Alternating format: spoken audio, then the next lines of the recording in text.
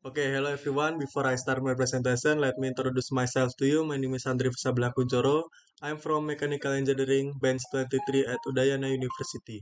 So today I would like to present my presentation about coping with corrosion. Okay, next. Okay, this is the main reference I took the material for this PowerPoint. This is the table of content we will discuss. We have three content in this PowerPoint. At first, the mechanism of corrosion. Metal corrosion involves a branch of chemistry called electrochemistry, which is a study of two basic types of reaction. Chemical chains that produce electricity, current flow, and conversely of electric currents that cause chemical change. Metal corrosion is basically the electrochemical process of oxidation and reduction.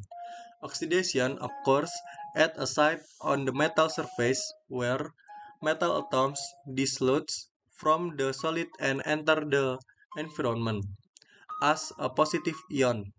Oxidation is also referred to as the anodic reaction because the location is similar to that of the anode in a battery.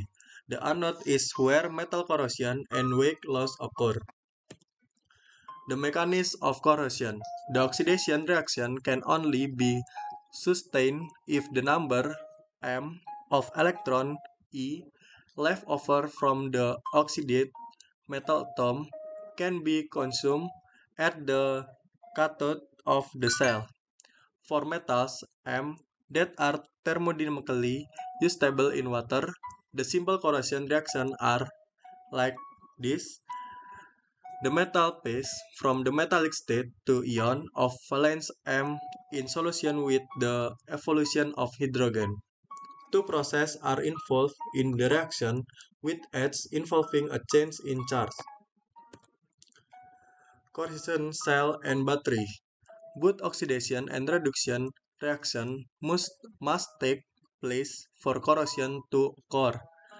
During metal corrosion, the area over which the anodic and cathodic reaction occur might both vary greatly, from areas a few atoms apart to area extending to hundreds of square meters. Many small corrosion cells can form over the surface of one material. For example, consider the example of two metals, iron and zinc, separately immersed in a weak mineral acid as shown in figure number 50.4. Both metal occurred from the acid. Okay, next, from forms of corrosion. During metal corrosion, the area over which the anodic and cathodic reaction occurs can vary greatly. This resolution is various forms of corrosion such as uniform attack, pitting, and creep corrosion. When the anode and cathode sites are so close together that they cannot be disgusting, and when the site undergo change and refills with time, uniform corrosion is said to occur. There are forms of corrosion such as uniform corrosion, intergranular corrosion, pitting corrosion, and crevice corrosion. Next, the forms of corrosion. Corrosion fatigue is caused by repeated or fluctuating stress in a corrosive environment. Fatigue life is shorter than would be expected if the sole cause was either repeat or fluctuating fatigue or a corrosive environment. The environment is the key factor in this type of corrosion. In many cases, fatigue is initiated from small pits on a corrosive surface that acts as stress resource. Identification of corrosion fatigue fracture is complicated by the effect of the environment. Okay, next. Corrosion prevention or mitigation. Although corrosion is a smelling pernicious process, it can be disrupted by breaking the oxidation reduction loop of an electrochemical cell. The difficulty is its complexity. At first, corrosion inhibitor.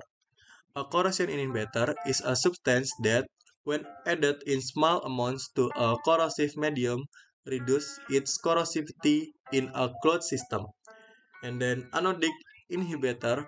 There are two types of anodic inhibitor, oxidizing and non-oxidizing.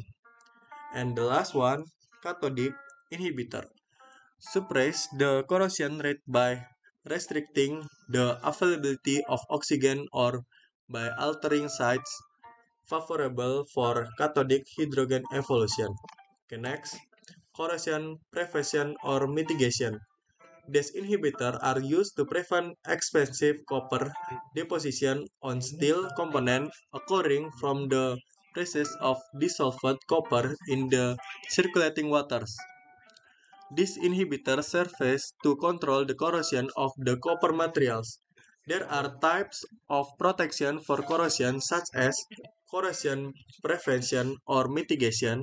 At first, cathodic protection. The two types of cathodic protection are scarficial anode protection and impressed current protection. And then anodic protection is based on the phenomenon of passive. Anodic protection requires that the potential of the metal be controlled. Okay, thank you. Maybe that's all for me. Please forgive if I have one wrong. Bye.